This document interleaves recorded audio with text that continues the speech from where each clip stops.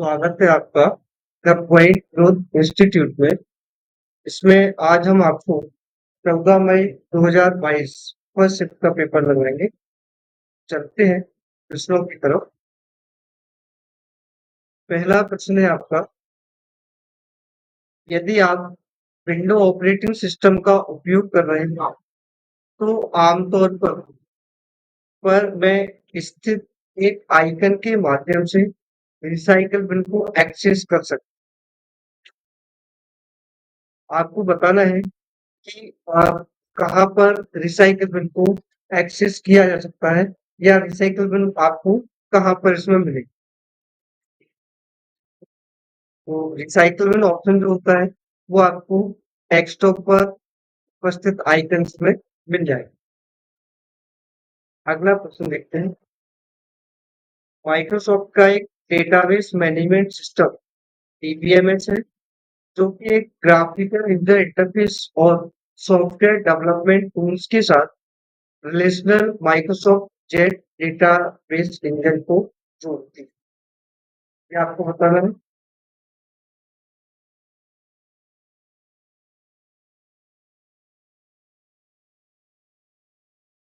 तो DBMS software जो है केवल एक ही अपने माइक्रोसॉफ्ट का भी एमएस एक्सेस, बाकी सारे हैं जैसे एमएस वर्ड है, ये आपका वर्ड प्रोसेसर है।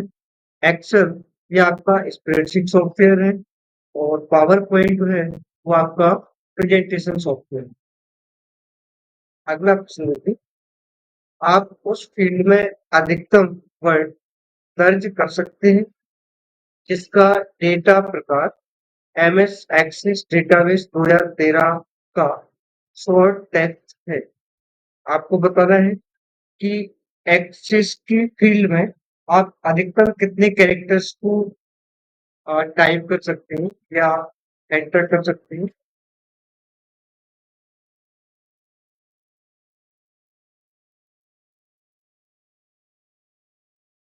एक्सेस जो होती है उसमें आप अधिकतम एक फील्ड में 255 कैरेक्टर तक रख सकते हैं।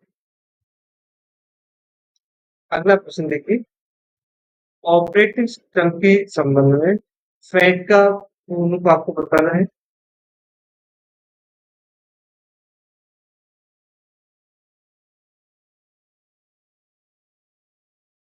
फाइल एलोकेशन टेबल, इसका उपयोग जो है वो एमएस विंडो में या ऑपरेटिंग सिस्टम में फाइल्स को व्यवस्थित करने के लिए उपयोग किया जाता है। और फैट का जो लेटेस्ट वर्जन है एनटीएफएस है, न्यू टेक्नोलॉजी फाइल सिस्टम। अगला प्रश्न देखिए। कंप्यूटर की कौन सी पीढ़ी में इंटीग्रेटेड सर्किट का उपयोग किया गया। आपको बताना है आईसी का उपयोग कौन सी पीढ़ी में किया गया था। आईसी जो है उसका आविष्कार तीसरी पीढ़ी में किया गया था। आईसी का आविष्कार किसने किया था वो आपको कमेंट सेक्शन में देंगे। अगला प्रश्न देखते हैं। निम्नलिखित में से कौन सी कंप्यूटर प्रणाली में सबसे धीमी मेमोरी, ये आपको बताना है। इनमें से कंप्यूटर में सबसे स्लो मेमोरी कौन सी है।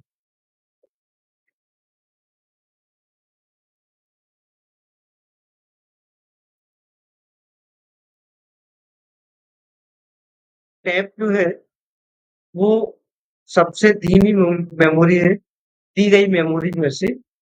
अगर यहाँ पर अगर बात की जाती सबसे फास्ट मेमोरी कौन सी है, तो सबसे फास्ट मेमोरी आपकी होगी कैश मेमोरी। अगला प्रश्न देखते हैं। सेकेंडरी स्टोरेज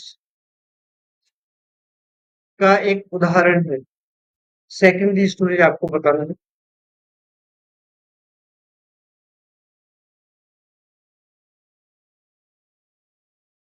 इनमें से सेकेंडरी स्टोरेज जो है एच डी होती है।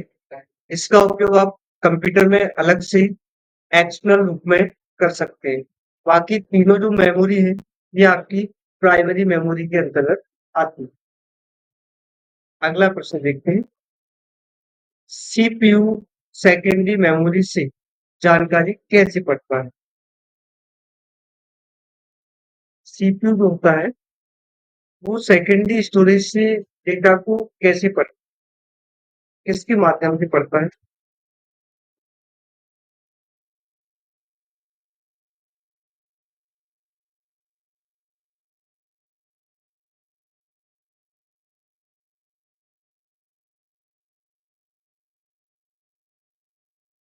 सीपीयू जो होता है सेकेंडरी स्टोरेज से डेटा प्राप्त करने के लिए रैम का सहारा लेता है, क्योंकि सीपीयू सीधे सीधे सेकेंडरी स्टोरेज से कनेक्ट नहीं होता है। चल, अगर बात की जाती है कि सीपीयू के सबसे पास वाली मेमोरी कौन सी होती है? रजिस्टर। अगला प्रश्न देखते हैं। एक ओपन सोर्स ऑपरेटिंग सिस्टम है जिसे एंडी रिबन द्वारा विकसित किया गया था, जिसका उपयोग मोबाइल उपकरणों के लिए किया जाता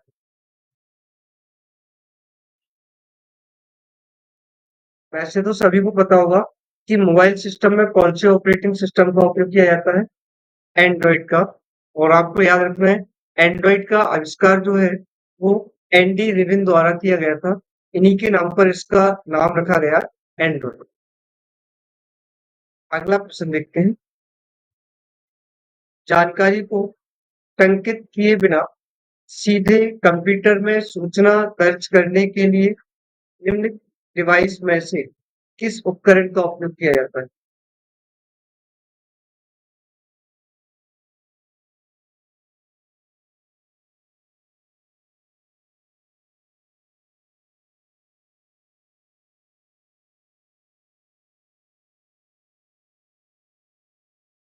देखिए, जानकारी को बिना टाइप किए कंप्यूटर में पहुंचाने के लिए आपको स्कैनर का उपयोग करना होगा।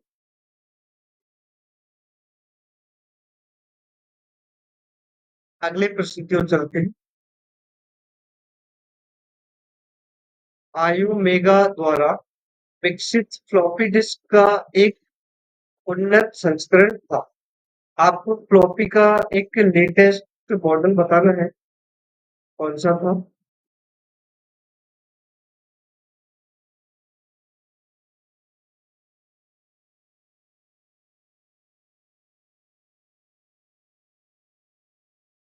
इनमें से जो फ्लॉपी का लेटेस्ट वर्जन था उसे फ्लॉपी को ना चिप ड्राइव भी कहा जाता है। फ्लॉपी को चिप ड्राइव भी कहा जाता है। अगला प्रश्न देखते हैं। बायोस सेटअप पासवर्ड को हटाने का इनमें से कौन सा सबसे अच्छा तरीका है? बायोस सेटअप पासवर्ड को हटाने के लिए।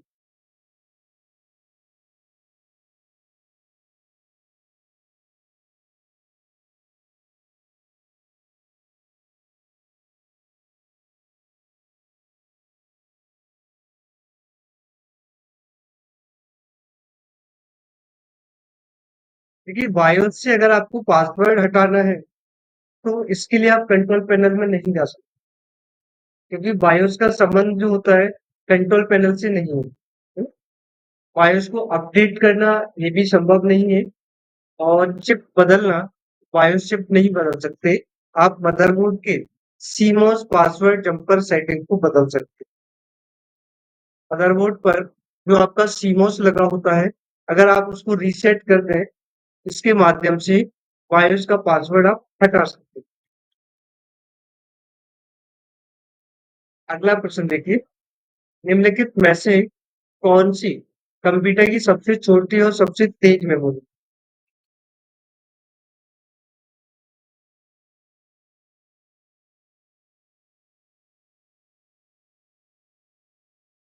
दी गई मेमोरियों में से सबसे फास्ट मेमोरी जो होती है रजिस्टर ही होती है। अगर रजिस्टर के बाद बात की जाती है तो रैम। अगर रजिस्टर के और पहले बात की जाती है तो कैश मेमोरी। चलिए, अगले प्रश्न की ओर चलते हैं। बायोमेट्रिक प्रणाली में वैध उपयोगकर्ताओं के एनरोलमेंट के पंजीयन के बाद जब उसकी पहचान के दावे की पुष्टि के लिए नया बायोमेट्रिक नमूना आता है, तो इसकी तुलना नामांकित उपयोगकर्ता के डेटाबेस में उपलब्ध नमूने से की जाती है। यह प्रक्रिया क्या कहलाती है?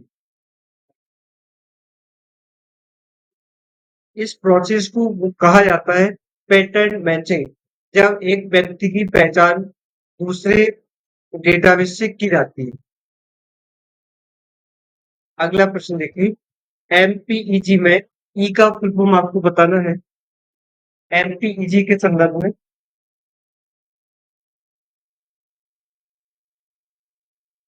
एमपीईजी के संदर्भ में आपको ई का फुल फॉर्म आपको बताना है।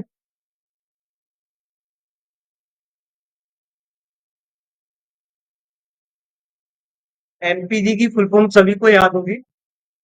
तो यहाँ पर ई की फुल फॉर्म जो है वो एक्सपर्ट के रूप में मानी जाती है। एमपीजी की फुल फॉर्म आप कमेंट सेक्शन में दीजिएगा। अगला प्रश्न देखते हैं, पहुंच नियंत्रण प्रणाली एक्सेस कंट्रोल सिस्टम का एक उदाहरण आपको देना है।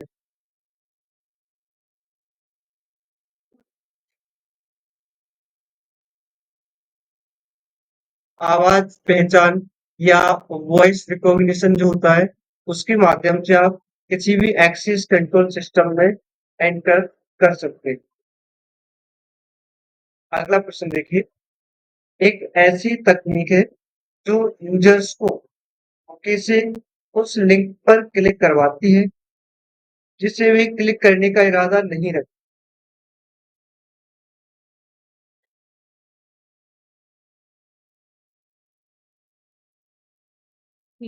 क्लिक जैकिंग होता है, ये ऐसी प्रोसेस होती है जिसमें ना चाहने पर भी यूजर्स को क्लिक करना पड़ता है। अगला प्रश्न देखिए, लेजर प्रिंटर का उपयोग किसका उपयोग करता है? लेजर प्रिंटर टोनर कार्ट्रिज का। लेजर प्रिंटर में जो होता है ब्लैक कलर की पाउडर वाली स्याही, बिल्कुल बारीक जो पाउडर होता है उसका उपयोग किया जाता है। अगला प्रश्न देखिए, डॉक्यूमेंट्स के प्रतीक्षा समय को कम करता है। अगर आप प्रिंटर से प्रिंट कर रहे हैं किसी डॉक्यूमेंट्स को, तो वेटिंग टाइम जो होता है उसको कम करता है।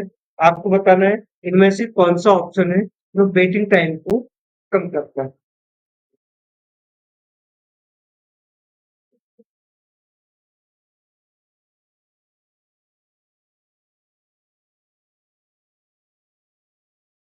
वेटिंग टाइम को जो कम करता है या वेटिंग टाइम को दिखाता है, प्रिंटर कूलिंग होता है।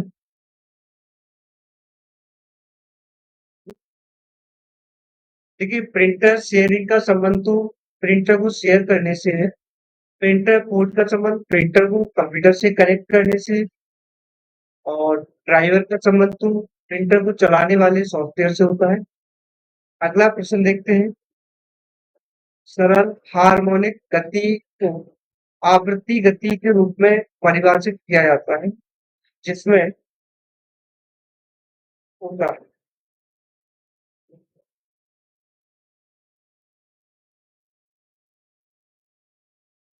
देखिए, सरल हार्मोनिक गति को आवृत्ति गति के रूप में, फ्रीक्वेंसी स्पीड के रूप में परिभाषित किया जाता है, जिसमें त्वरण निश्चित बिंदु से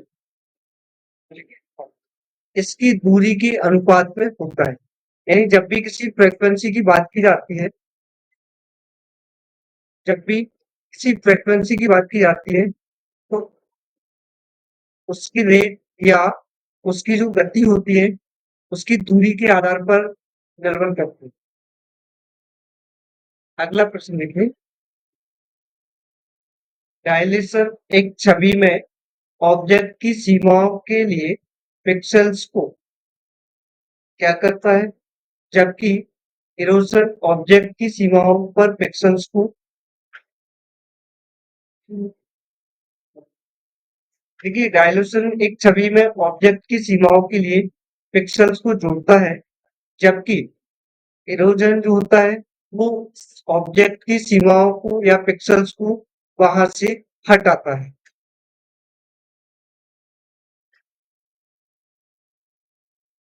अगला प्रश्न देखिए, कंप्यूटर नेटवर्क के संदर्भ में वीपीएन का फुल फॉर्म आपको बताना है। वर्चुअल प्राइवेट नेटवर्क, ये जो होता है इसका उपयोग ज्यादातर सरकारी या गैर सरकारी संस्थाओं में एक प्राइवेट नेटवर्क के रूप में किया जाता है। ये नेटवर्क काफी सिक्योर माना जाता है, जिससे बाहरी नेटवर्क से कंप्यूटरों को ना जोड़ना। अगला प्रश्न देखते हैं, कंप्यूटर प्रिंटर से तीव्रतर होते हैं, तो संचार तुल्यकालन कैसे प्राप्त हो? यानी अगर कंप्यूटर जो होता है प्रिंटर से फास्ट होता है, तो उसका जो कम्युनिकेशन होगा वो आपको किस तरह का कम्युनिकेशन देखने को मिले? प्रिंटर बफर का उपयोग करेगा इस कंडीशन में। प्रिंटर जब बफरिंग करता है, उसमें क्या होता है कि जो प्रिंट दी जा रही है कमांड्स, उनको वो क्यू में लगा देता है, पेंडिंग में रखकर चला जाता है। चलिए अगला प्रश्न देखते हैं, निम्नलिखित में से कौन सा मिलियन चक्र प्रति सेकंड, मिलियन इंस्ट्रक्शन पर सेकंड में मापे गए कंप्यूटर की निर्देश प्रसंस्करण चाल को संदर्भित करता है? मिलियन इंस्ट्रक्शन पर सेकंड।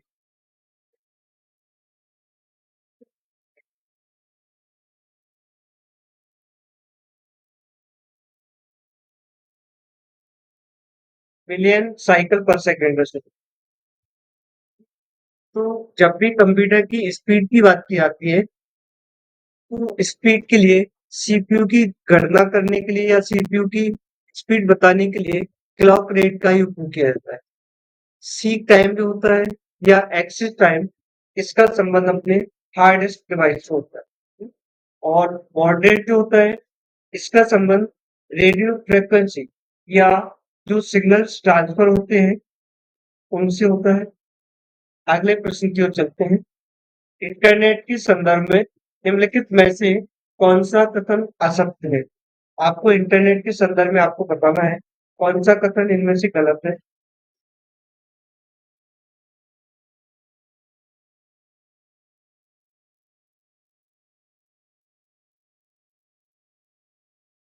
देखिए क्या होता है, एक क्लाइंट कंप्यूटर वह जगह है जहां वेबसाइट संग्रहित की जाती है।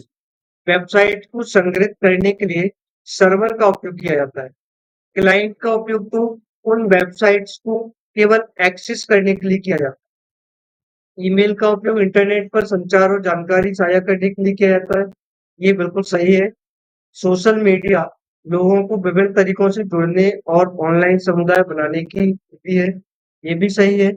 वर्ल्ड वाइड वेब विभिन्न वेबसाइटों का एक संग्रह होता है। ये भी इनमें से सही है। अगले प्रश्न की ओर चलते हैं, वेब ब्राउजर एक सॉफ्टवेयर है। आपको बताना है कि वेब ब्राउजर एक किस प्रकार का सॉफ्टवेयर है? Application software.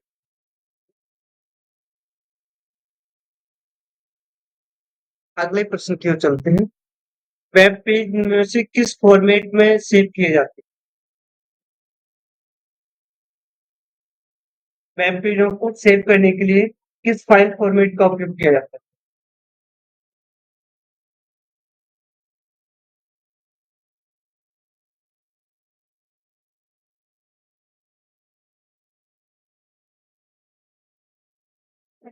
वेब पेजों को सेव करने के लिए एचटीएमएल का उपयोग किया जाता है और एचटीएमएल भाषा में ही वेब पेजों को तैयार किया जाता है, जिसमें से टेक्स्ट एडिटर सॉफ्टवेयर जो होता है आपका, उसमें आप वेब पेज को क्रिएट कर सकते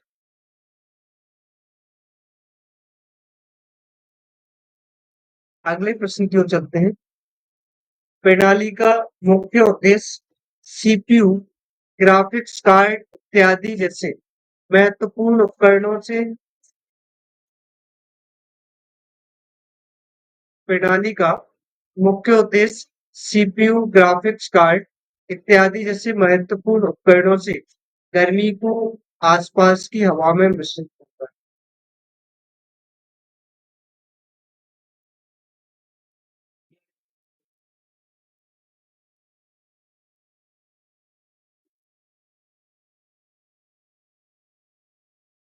सीपीयू हीट सिंक जो होता है, इसका उपयोग अंदर की गर्मी को बाहर की हवा से मिश्रित करता है। देखिए, एसएमपीएस का उपयोग जो होता है, उसका उपयोग केवल मदरबोर्ड को पावर सप्लाई करना होता है। सीपीयू एयर कंडीशनर ये इसमें नहीं होती है सीपीयू में। और रैम का उपयोग तो प्रोग्राम को आ, चलाने के लिए उपयोग किया जाता है। अगला प्रश्न देखते हैं। अनुक्रिया समय, रिस्पॉन्स टाइम और संदेश प्रवाह थ्रूपुट को बढ़ाने के लिए कर्नेल आंतरिक डेटा बफर के पूल को अनुरक्षित करके डेटा एक्सेस करने की आवृत्ति को कम कर। आपको बताना है इनमें से क्या है जो डेटा फ्रीक्वेंसी को कम करता है।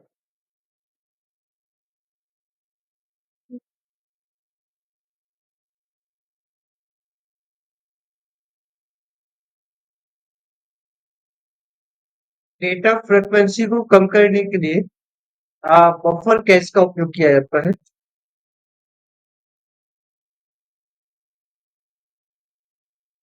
अगला प्रश्न देखते हैं।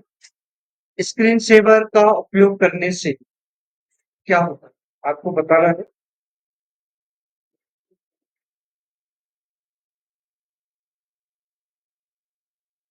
स्क्रीन सेवर का उपयोग करने से क्या होता है आपको बताना है।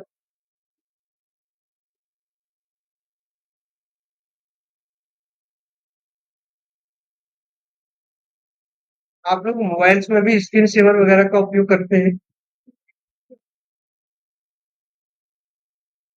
देखिए, स्क्रीन सेवर का उपयोग करने से बिजली की खपत बढ़ जाती है। क्या होता है अगर स्क्रीन सेवर नहीं है आपके कंप्यूटर में, स्क्रीन सेवर कंप्यूटर में नहीं है तो वो स्लीप मोड में चला जाता है। अगर आपके कंप्यूटर में स्क्रीन सेवर है तो वो स्लीप मोड में ना जाते हुए कंप्यूटर को ऑन ही रखता है और सारी हार्डवेयर को कार्य करना पड़ता है। इस स्थिति में क्या होता है वहां पर बिजली की खपत बढ़ जाती है।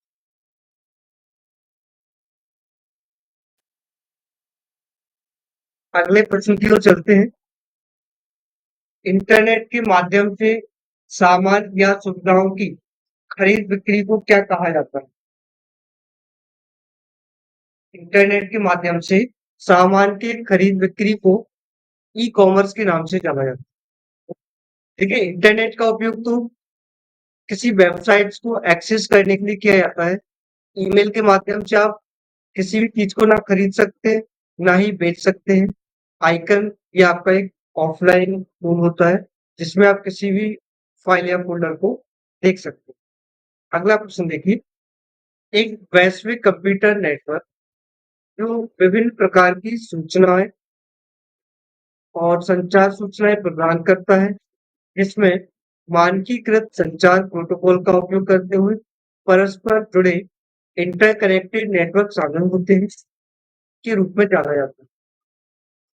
उसे क्या कहा जाता है जिसमें संसार के सारे कंप्यूटर जुड़े होते हैं और सूचनाओं का आदान प्रदान करते हैं। ऐसे नेटवर्कों को इंटरनेट कहा जाता है। और इंटरनेट जो होता है वो आपका नेटवर्कों का नेटवर्क होता है। अगला प्रश्न देखते हैं। इनमें से कौन सा वेब ब्राउज़र का उदाहरण है? आपको बताना है, इनमें से कौन सा वेब ब्राउज़र है?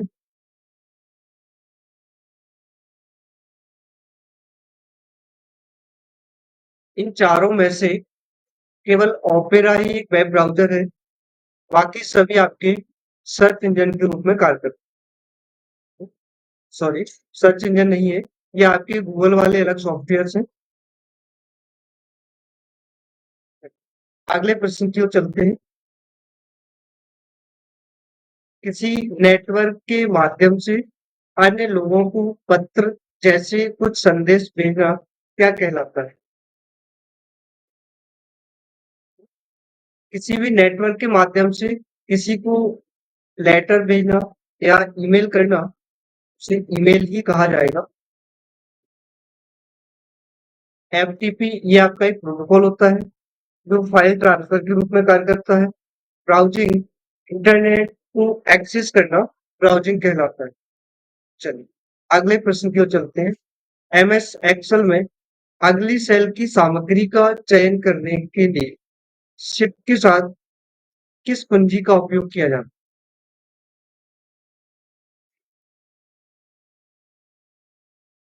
अगला सेल आपको सिलेक्ट करना है, तो शिफ्ट के साथ आप कौन सी वाली की का उपयोग करें?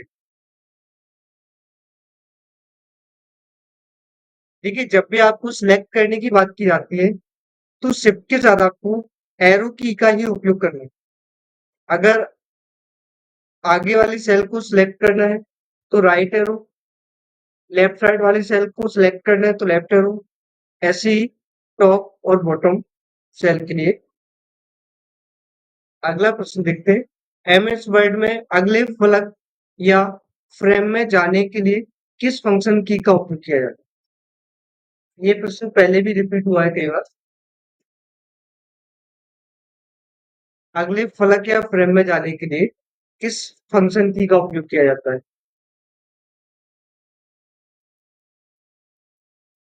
F6 जो होता है उसका उपयोग एमएस वर्ड में किसी एक ऑब्जेक्ट से अगले ऑब्जेक्ट पर जाने के लिए अपन उपयोग कर सकते हैं। अगला प्रश्न देखिए। एमएस पावर पॉइंट में एक पैराग्राफ नीचे जाने के लिए कुंजी का संयोजन कर। आपको एक पैराग्राफ नीचे जाना है, तो आप किस की का उपयोग कर सकते हैं?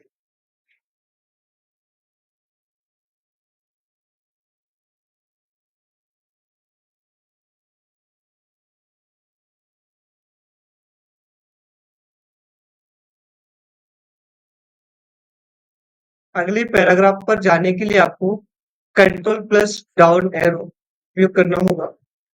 अगर यहाँ पे अगर हम शिफ्ट के साथ डाउन एरो की बात करते, उससे एक लाइन आप सिलेक्ट कर सकते थे। अगर कंट्रोल शिफ्ट और डाउन एरो की बात करते, उससे आप एक पैराग्राफ सिलेक्ट कर सकते। अगला प्रश्न देखिए। निम्न में से क्या कॉलम चार्ट की एक मान्य वैलिड श्रेणी नहीं है? आपको कॉलम चार्ट के संबंध में आपको बताना है। कॉलम चार्ट के संबंध में देखिए, इनमें से स्टॉक चार्ट जो होता है वो अपना एक अलग चार्ट होता है। बाकी तीनों कॉलम चार्ट की श्रेणियों के अंतर्गत आते हैं। अगला प्रश्न देखिए। चार्ट में स्वचालित रूप से अध्ययनित शीर्षक प्राप्त करने के लिए आप एमएस एक्सेल में शीट पर किसी भी सेल में चार्ट का शीर्षक कर सकते हैं, जोड़ सकते हैं, कनेक्ट कर सकते हैं या लिंक कर सकते हैं या अटैच कर सकते हैं। आप किसी ऑटोमेटिक रूप से किसी चार्ट का उपयोग करना चाहते हो और उस चार्ट को एडिट करना चाहते हैं, अद्यतन करना चाहते हैं, तो आपको एक्सेल में शीट पर किसी भी सेल में चार्ट का टाइटल क्या करना होगा? आपको लिंक करना होगा। जैसे आप उस चार्ट के टाइटल को लिंक करेंगे और अगर चार्ट में आप कुछ भी संशोधन करते हैं, तो वो लिंक में स्वतः ही अपडेट हो जाएगा। अगला प्रश्न देखते हैं। एमएस एक्सेल में सेल की सामग्री को निष्पादित करने के लिए संपादित करने के लिए निम्नलिखित में से कौन सी फंक्शन कुंजियों का उपयोग किया जाता है? ये एडिट करने की बात की जा रही है यहाँ पर।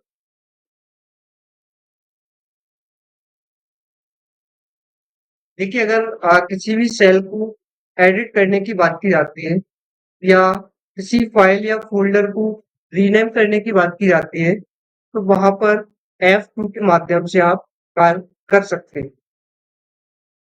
सेल एडिट और फोल्डर या फाइल रीनेम के लिए F2 शॉर्टकट की का उपयोग किया जाता है।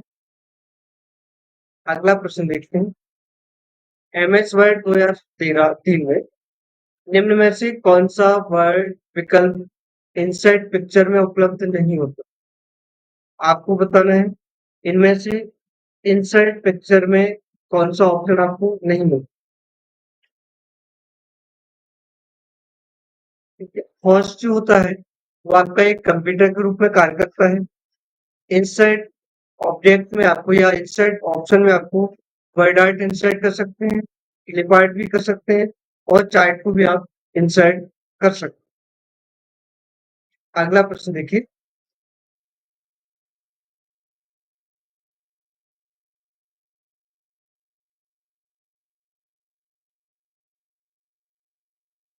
आपको बताना है एमएस वर्ड में फॉन्ट ग्रुप में कैपिटल और स्मॉल ए आइकन वो किसके संदर्भ में मिलता है? ये चेंज किसके रूप में कार्य करता है? किस पद में?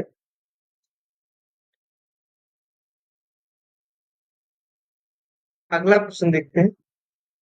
रघु ने पेपर साइज को अनुकूलित करने के लिए जिसे वह layout menu page setup tab में की सहायता से देख सकता है। रघु ने पेपर साइज को एडजस्ट करने के लिए लेआउट में जाने के बाद पेज सेटअप में फिर उसको प्रीव्यू करना होगा। वहां से वो अपने पेज सेटअप को देख सकता है। अगला प्रश्न देखते हैं। माइक्रोसॉफ्ट वर्ड 2016 डॉक्यूमेंट्स में पेज पर कौन सी मार्जिन स्टाइल ऊपर और नीचे 1 इंच खाली जगह और शेष में 2 इंच खाली जगह छोड़ती है?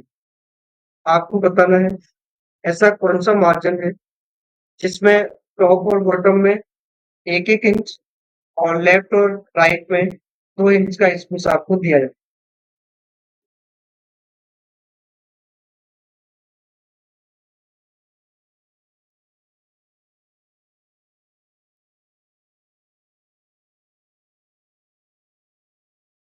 वाइड जो मार्जिन होता है आपका इसमें टॉप और बॉटम में 1 इंच रखा जाता है, लेफ्ट और राइट में 2 इंच रखा जाता है।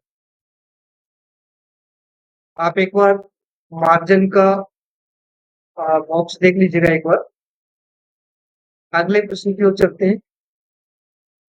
एमएस वर्ड में इंडेंट को हटाने के लिए अपने कर्सर को पहली लाइन के आरंभ में रखें और आपको कौन सी की प्रेस करनी होगी वो आपको बताना है। इंडेंट को हटाने के लिए लाइन के स्टार्टिंग में आपको कर्सर रखना है और बैक स्पेस की आप जब प्रेस करेंगे तो इंडेंट आपका हट जाएगा। अगला प्रश्न देखते हैं। लेटर स्पेसिंग से आप क्या समझते हैं? लेटर स्पेसिंग आपको बताना है।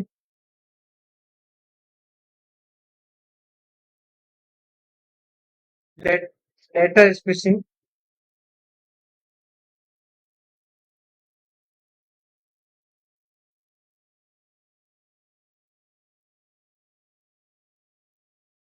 यह आसन्न वर्णों के बीच मानक दूरी को संदर्भित करता है। जो टेक्स्ट दिए हुए हैं इनके बीच में एक मानक दूरी जो कि सामान्य डिस्टेंस जो होती है उसको संदर्भित करता है। Letter spacing letter spacing option आपको या कैरेक्टर स्पेसिंग आपको ऑप्शन एमएस वर्ड 2016 में देखने को मिलेगा। 2007 में ये ऑप्शन नहीं होता है।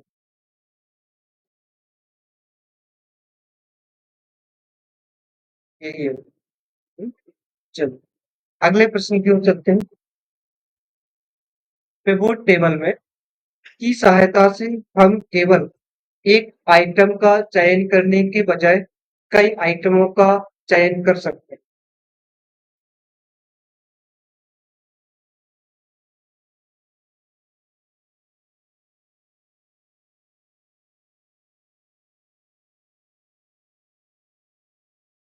रिपोर्ट फिल्टर के माध्यम से आप पिवोट टेबल में एक साथ कई सारे आइटम्स को सिलेक्ट कर सकते हैं। अगला प्रश्न देखिए, यदि आप एमएस वर्ड में वर्तमान और पूर्ववर्ती पैराग्राफ के स्पेसिंग हटाना चाहते हैं, तो आप निम्न में से कौन सा विकल्प चुनें? आपको पैराग्राफ के बीच के स्पेस को खत्म करना है, यहाँ आपको रिमूव पैराग्राफ की शॉर्टकट की आपको बतानी है।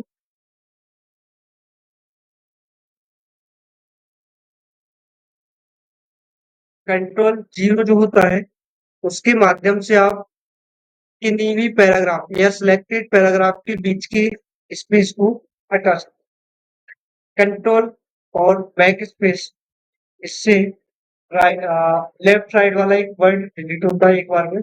कंट्रोल डिलीट से राइट साइड वाला एक वर्ड आप डिलीट कर सकते हैं। कंट्रोल एंटर, ये आपके पेज ब्रेक के लिए होता है, और कंट्रोल एंड जो होता है डॉक्यूमेंट्स के लास्ट में जाने के लिए इसका उपयोग किया जाता है। अगला प्रश्न देखते हैं, एमएस पावर पॉइंट में व्यू प्रदर्शित करता है कि नोट्स के साथ प्रिंट आउट्स होने पर आपकी प्रस्तुति कैसी दिखे। आपको बताना है ऐसा कौन सा व्यू है जो यह बताता है कि प्रिंट आउट के बाद आपका प्रेजेंटेशन किस प्रकार से दिखेगा।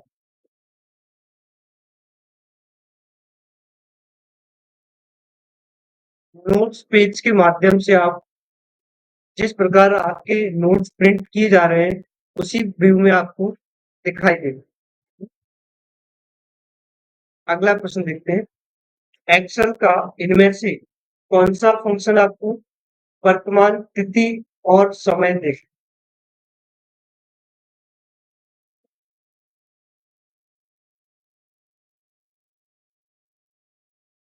नाउ जो फंक्शन है वो आपको प्रेजेंट डेट और डेट के साथ समय भी प्रदर्शित करेगा। अगला प्रश्न देखते हैं, आपको बताना है H323 दो मुख्य प्रोटोकॉल हैं जो वीडियो कॉन्फ्रेंसिंग तकनीक स्थापित करने हेतु सिग्नलिंग कंट्रोल उपलब्ध कराने के लिए विकसित किए गए। आपको एक प्रोटोकॉल का नाम बताना है जिसका उपयोग H323 के साथ वीडियो कॉन्फ्रेंसिंग के सिग्नलिंग कंट्रोल, जो आपका समय ड्यूरेशन चल रहा है, उसको कंट्रोल करने के लिए आपको कौन से प्रोटोकॉल का उपयोग करना होगा।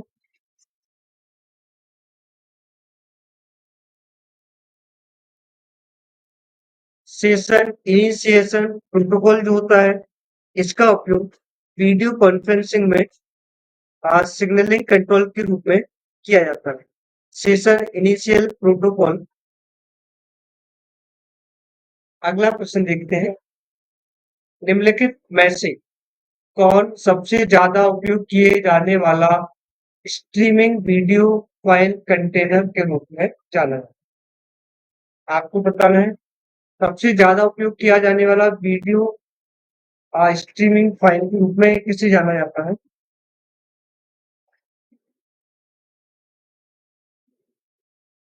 H264।